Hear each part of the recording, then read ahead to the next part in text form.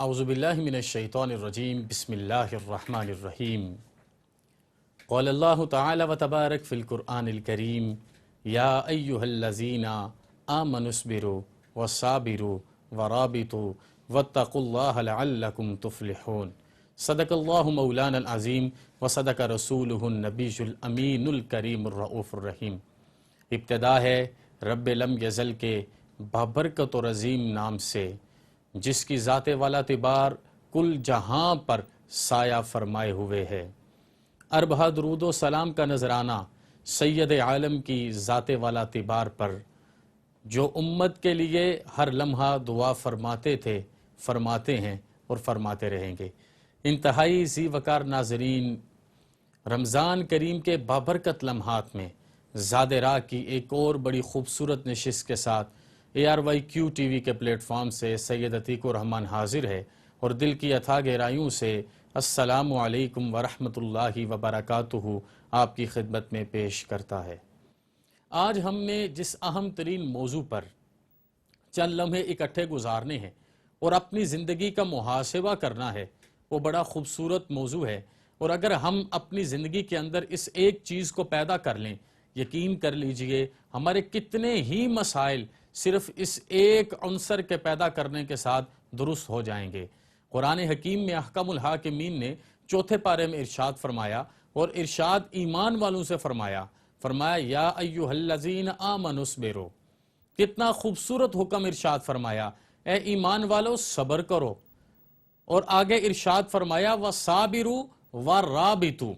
صبر کرنا ہے تو کیسے کرنا ہے؟ صبر کرنے کا حق ادا کرنا ہے۔ صرف کہنے سے صبر نہیں ہوگا، صرف جملوں سے صبر نہیں ہوگا، صرف کلام سے صبر نہیں ہوگا، بلکہ ہماری زندگی کا ایک ایک لمحہ اس چیز پر شاہد ہوگا کہ ہم نے کتنے عدل اور انصاف کے ساتھ اللہ پاک کے اس حکم کو تسلیم کیا ہے۔ فرمایا اے ایمان والو صبر کرو، اور آسان الفاظ میں یہ ہے صبر کرنے کا حق ادا کرو۔ واتقوا اللہ لعلکم تفلحون۔ اور جس کو یہ اعزاز نصیب ہو جائے، جو صبر کی عزتوں کو پالے، یقیناً وہ اللہ سے ڈرے گا، اور جو اللہ سے ڈرے گا وہ حقیقی معنوں میں دنیا اور آخرت کی فلاح اور کامیابی کو اپنے نصیب میں لکھوا لے گا۔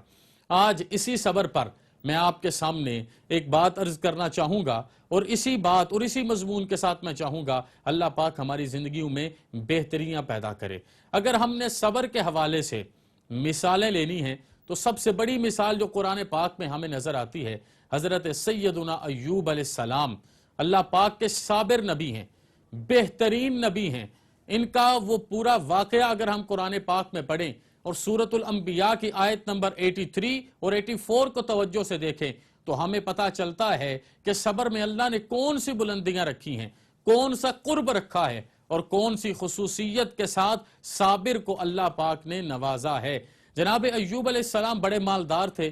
آپ کی اولاد کثیر تھی، اور دیگر بھی ساری سہولیات دنیا آپ کو نصیب تھیں، لیکن آپ ہر وقت اپنے رب کی عبادت میں مشغول رہتے۔ اب دیکھیے صبر کا مقام کون کون سا ہے، اور جو ہمارا کھلا دشمن ہے وہ کس کس موقع پر آ کے ہمارے صبر کو، ہمارے ایمان کو آزماتا ہے۔ تو شیطان نے، لعین نے، ابلیس نے، مردود نے اللہ پاک کی جناب میں عرض کیا کہ یہ جو ایوب ہے نا تیرا بندہ، یہ صرف اس لیے تیری عبادت کرتا ہے کہ تو نے اس ایوب کو نوازا بڑا ہے، اس کے پاس مال بڑا ہے، اس کی اولاد موجود ہے، عالی شان اس کے پاس گھر موجود ہے، نوکر اور چاکر موجود ہیں، اگر یہ اب بھی تیری عبادت نہ کرے تو کیا کرے؟ تو میرے رب نے اپنے ایوب کی اصل برکتیں دکھانے کے لیے، اپنے پیارے کا اصل مقام دکھانے کے لیے اس ابلیس کو، شیطان کو یہ اجازت عطا فرمائی کہ جاؤ جا کے تم آزماؤ، مال واپس لے لو، اس کا گھر بار ختم کر دو، اس کے سارے جانور ہلاک کر دو، اس کی اولاد کو ختم کر دو، اس کے بعد اسے بیمار بھی کر دو، پھر بھی انشاءاللہ یہ میرا بندہ میری رضا کے لیے عبادت کرتا ہے۔ تو آپ پر یہ پورا وقت آیا، اور جناب ایوب علیہ السلام نے صبر کا کوہ ہمالیہ بن کے ایک عالمگیر تاریخ قائم کی، اور آپ نے صرف زبان اور دل بیماری سے باہر تھے، باقی پورا جسم بیماری میں ایک آزمائش میں تھا، اور 3 روایات ہیں، 3 سال، 6 سال یا 7 سال مسلسل آپ نے اس کیفیت میں گزارے۔ آپ کی زبان بھی اللہ کا شکر ادا کرتی تھی، آپ کا دل بھی اللہ کا شکر ادا کرتا تھا۔ احکم الحاکمین قرآن پاک میں فرماتے ہیں وَأَيُّوبَ إِذْ نَادَى رَبَّهُ أَنِّي مَسَّنِيَ الضُّرُّ وَأَنْتَ أَرْحَمُ الرَّاحِمِينَ۔ جب ان ساری چیزوں سے آپ گزر گئے تو اللہ پاک کی رضا اور توفیق سے آپ نے ارحم الراحمین سے اس تکلیف کو دور کرنے کی دعا کی، تو پھر میرے رب نے فرمایا فَاسْتَجَبْنَا لَهُ فَكَشَفْنَا لَهُ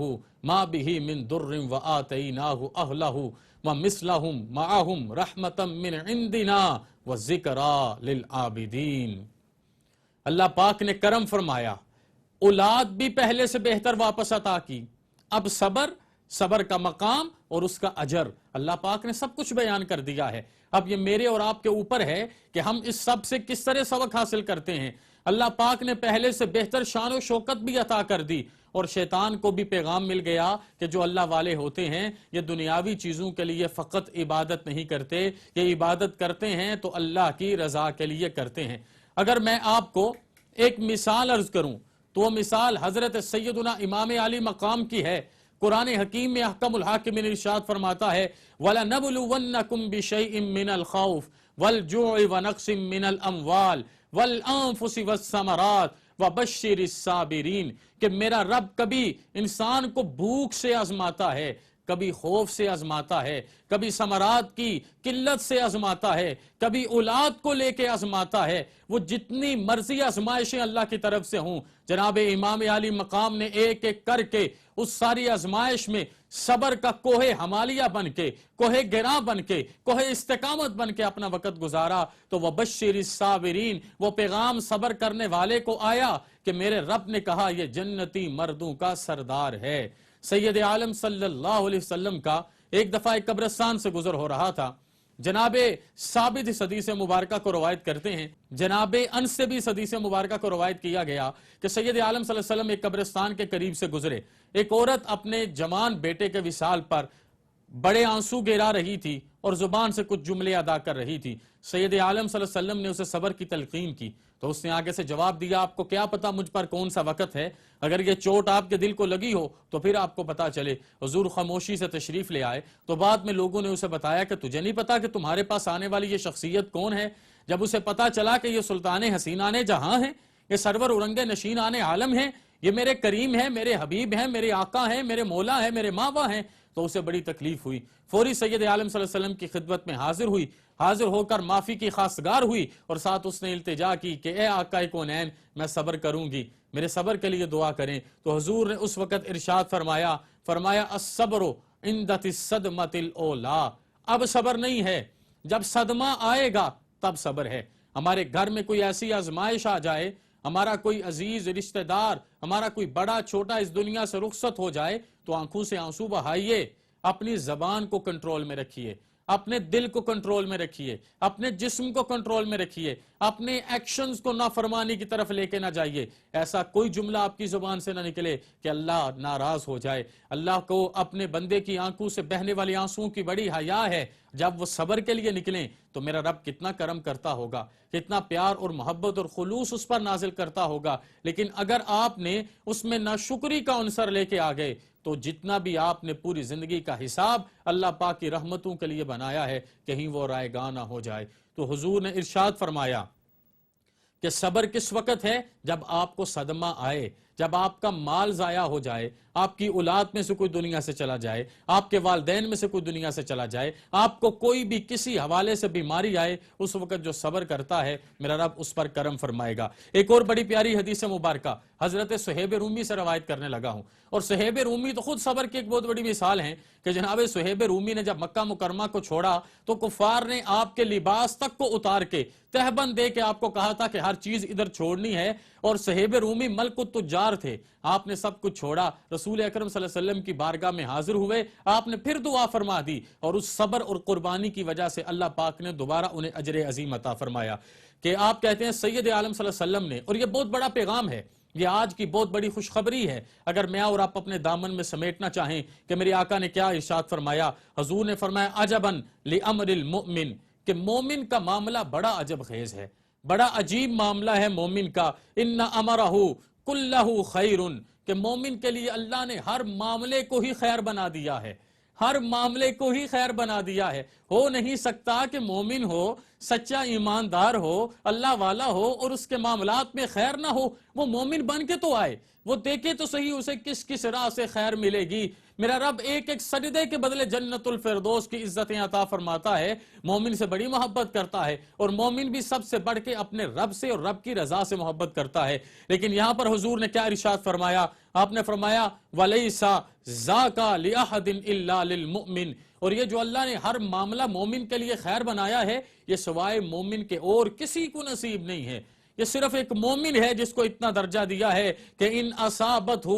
سراء شکرا، کہ جب یہ مومن اللہ اس کو کوئی آسانی دیتا ہے، خوشحالی دیتا ہے، اس کے گھر میں اولاد پیدا ہوتی ہے، یہ اللہ کا شکر ادا کرتا ہے۔ حضور نے فرمایا جب اسے کوئی آسانی آئے یہ شکر ادا کرے، فَكَانَ خَيْرًا لَهُ، تو یہ شکر ادا کرنا بھی اللہ نے مومن کے لیے خیر بنا دیا ہے۔ لیکن اہم ترین بات سنیے، حضور نے فرمایا وَإِنْ أَصَابَتْهُ ضَرَّاءُ صَبَرَ